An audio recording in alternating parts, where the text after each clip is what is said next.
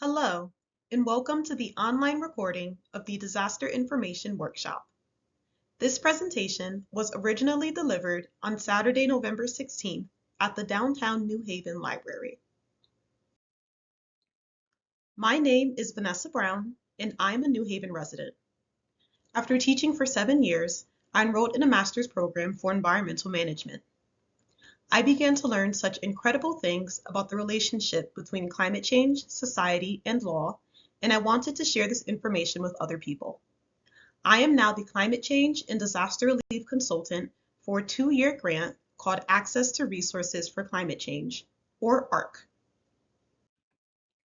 ARC is a partnership between the Statewide Legal Services of Connecticut and the Community Foundation for Greater New Haven. The goal of ARC is to provide information on climate change, natural disasters, and disaster assistance resources for people in the New Haven area. ARC achieves this goal through me creating 8 community learning events, such as this one, which was event number 5, and through me creating a free online disaster assistance guide for ctlawhelp.org. At the end of the presentation, I discuss opportunities to become involved with access to resources for climate change. ctlawhelp.org is a website maintained by the Statewide Legal Services of Connecticut. Here, you can find free legal information for low-income people across the state.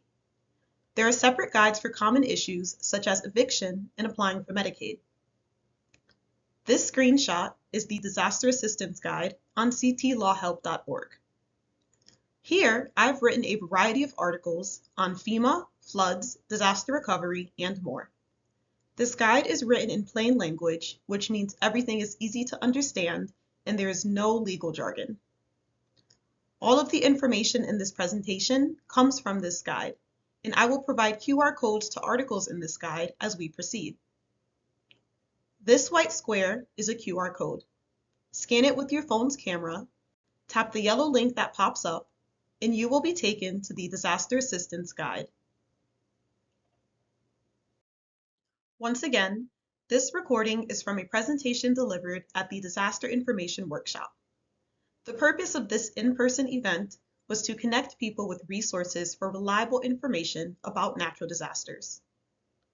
This workshop emerged in response to misinformation spread by former President Trump following Hurricanes Helene and Milton. Rumors were spread such as the lie that FEMA will take your home if you evacuate. Misinformation is common after a natural disaster, and it can have a profound negative impact by increasing confusion during an already chaotic time. Therefore, the purpose of this workshop was to get ahead of the misinformation which may follow a major disaster in Greater New Haven. This presentation recording will give you the tools to find and share reliable information with your family, friends, and communities before, during, and after a natural disaster. Here are 4 common myths that I have heard about natural disasters. Myth number 1, Connecticut doesn't get hurricanes. We tend to believe that Connecticut is too far north or too cold for hurricanes, but that simply isn't true. In fact, Connecticut has experienced 24 named hurricanes since 1700. As you can see here, not only does Connecticut indeed get hurricanes, but they are happening more frequently. Due to climate change, the ocean is warming, and this allows hurricanes to travel further north towards Connecticut.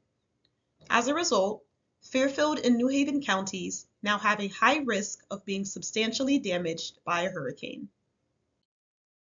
Myth number 2, hurricanes are the only natural disasters. I know when I hear the word natural disaster, it is almost synonymous with hurricanes, but this is a common misconception. A hurricane is just one type of natural disaster. A natural disaster is any weather event which can disrupt society. This includes hurricanes, tornadoes, wildfires, earthquakes, avalanches, and floods and heat waves, which are more common than hurricanes in Connecticut, but they are often overlooked as natural disasters.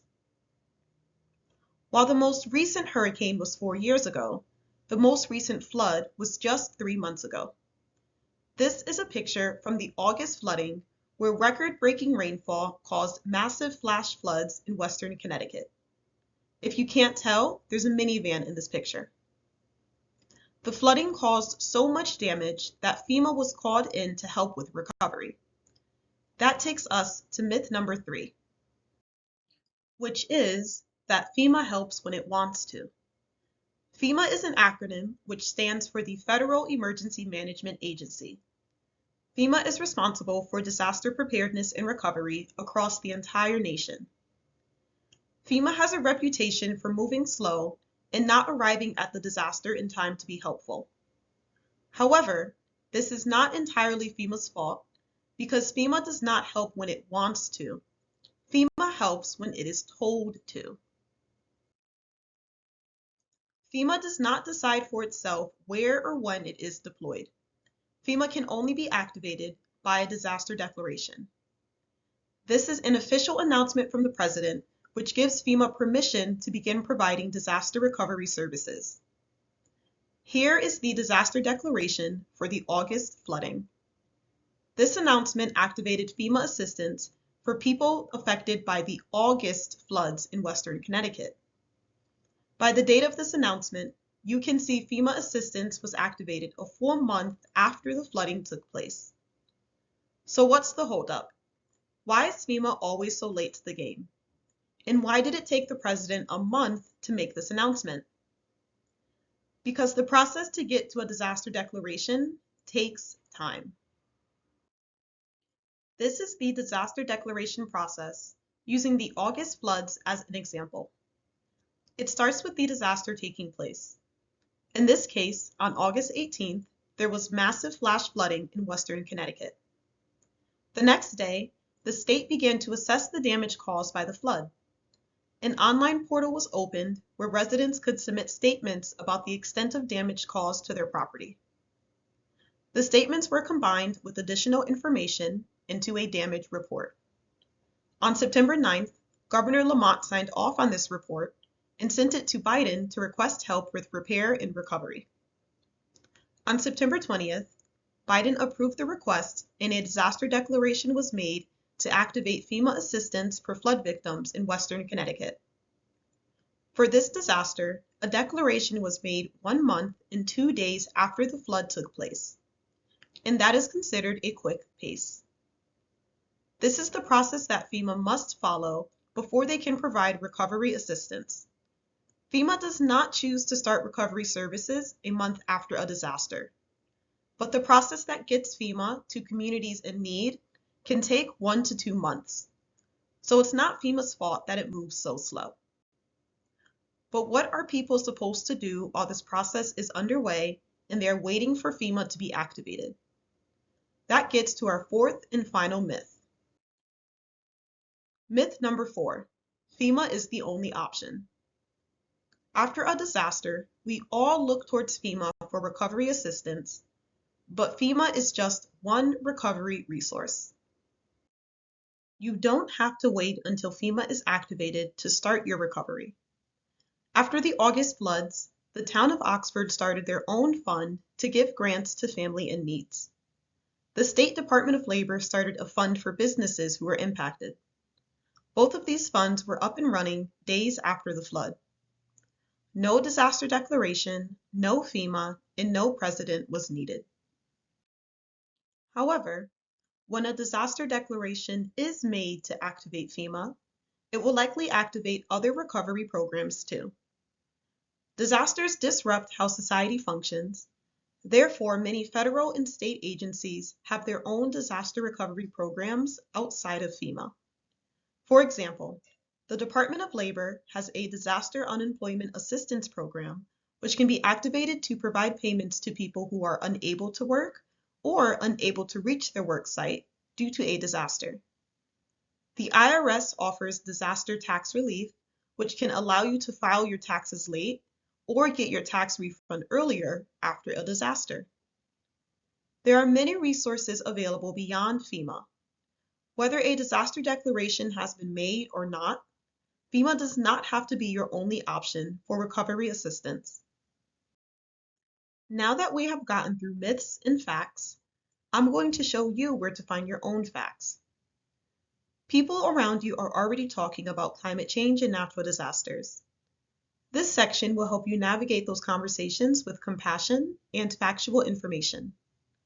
I'm going to introduce common scenarios and provide you with a script and resources you can use if and when these scenarios arise in your own life. The first scenario is about risk. People want to know about the risk of being affected by a natural disaster in Greater New Haven. So a question you may receive or overhear is, should I really be concerned about natural disasters? Here is an option for what you can say in response. Due to geography and climate, everyone in Connecticut has some risk of being impacted by a natural disaster. As climate change progresses, the risk will increase for hurricanes, floods, and heat waves in New Haven. I like this response because it does not convey emotion. You don't have to scare people when talking about natural disasters.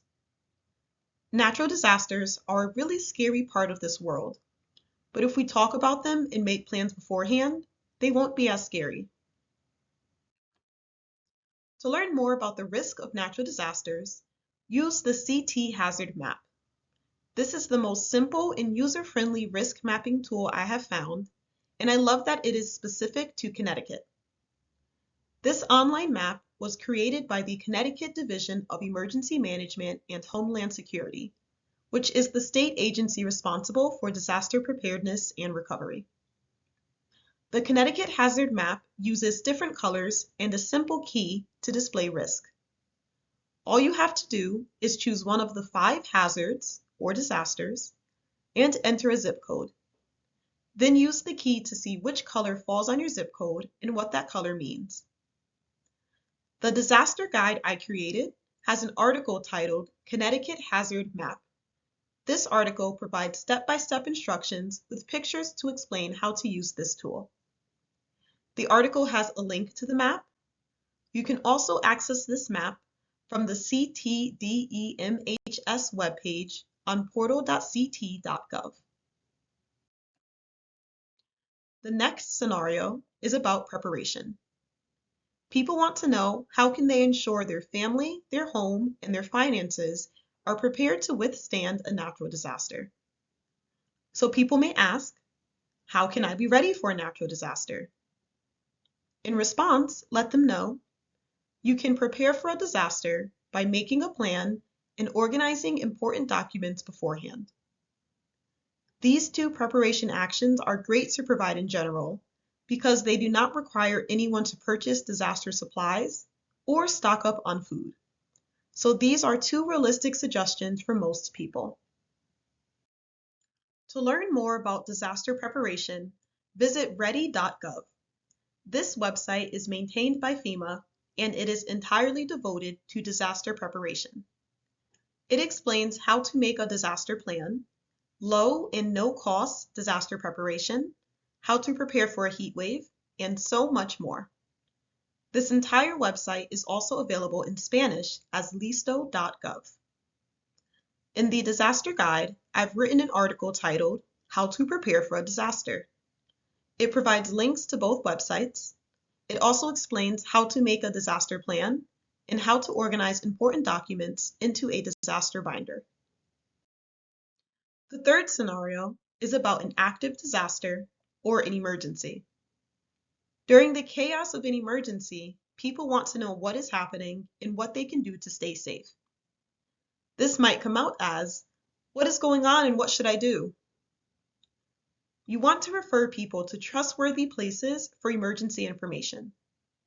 When you respond, say where you got your information from, then very briefly describe what is happening. No fluff, no dramatization. Then share any safety instructions which you have received.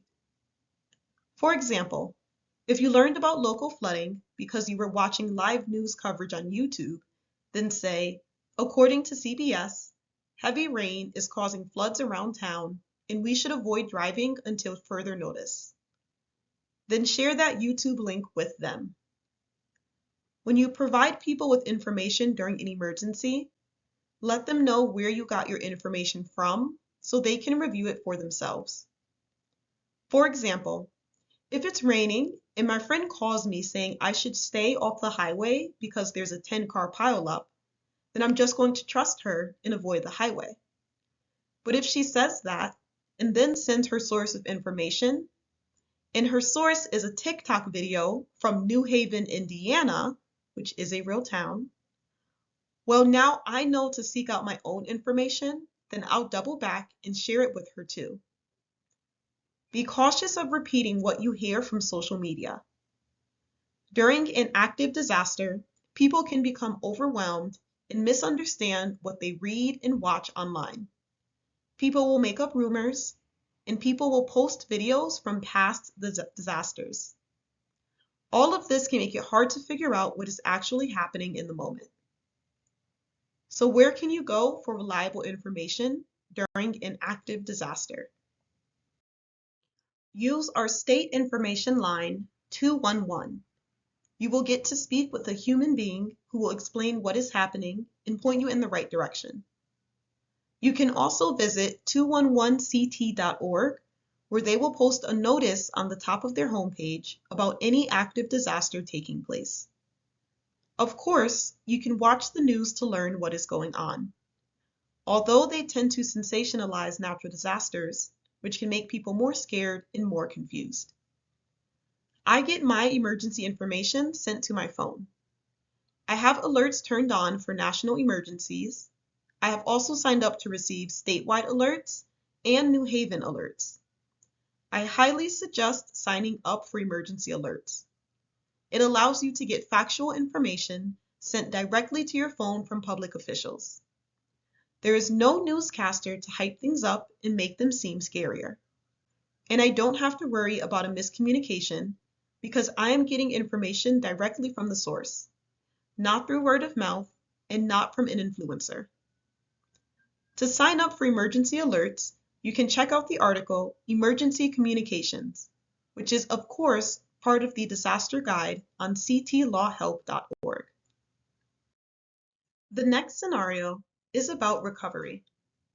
Recovery starts as soon as the emergency ends.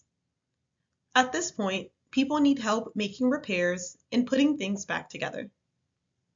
A common issue you might hear of is, there's 2 feet of water in my basement. What now? If someone in your life experiences this, tell them, you're not the only one with this problem. Help is available. Remember, FEMA is not the only resource. After a disaster, there will be recovery assistance programs offered by state and local governments, nonprofits, businesses, and volunteer groups. The point is, there are resources which can help people with disaster recovery. It's a matter of connecting people in need with those resources. So let people know that help is available. Once again, the quickest place to get information about recovery resources is 211. They will connect you to disaster-specific resources and regular social service programs that may be helpful to your recovery.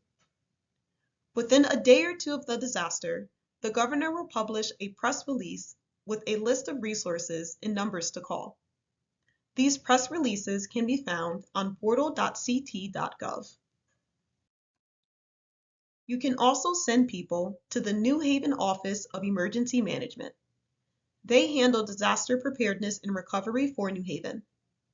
After a disaster, you can call them or visit their website for information on local resources.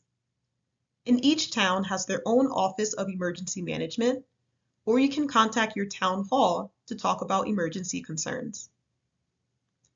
You can also visit the CTDEMHS Recovery Resource Center.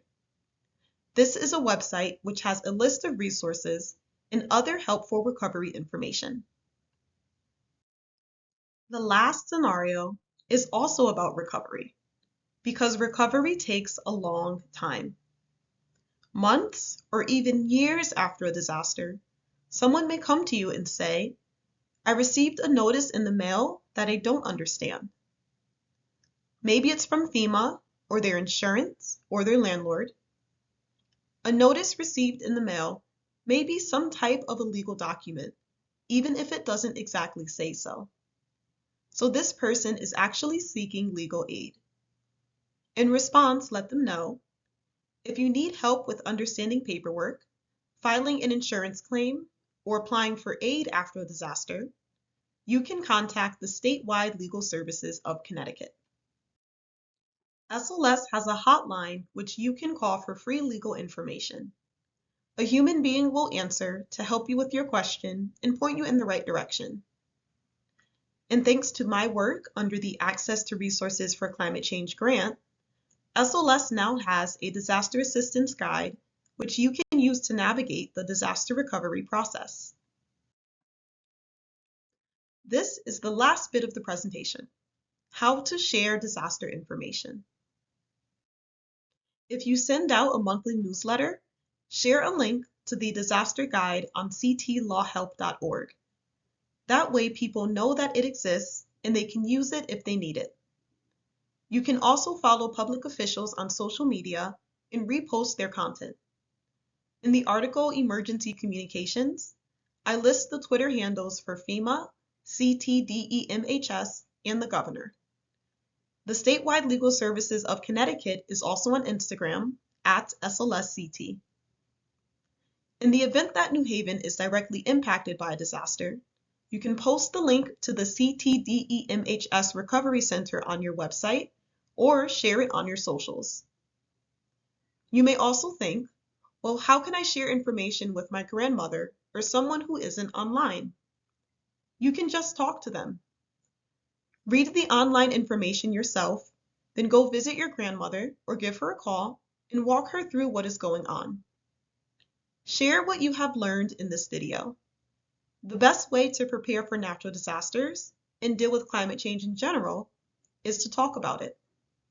And I hope this presentation has made you more comfortable with those conversations. You can also share this information by collaborating with me to organize an educational event. I can deliver this presentation again to a new audience in person. I can do my presentation on climate change in New Haven, which was a hit back in May, or I can curate a presentation specific to what your organization needs at no cost to you. The ARC grant is funding 3 more outreach events to take place before July 2025. So please reach out to me. I would love to work with you. Here is my email address. Feel free to contact me to collaborate on an event or to ask questions about the disaster guide or natural disasters in general.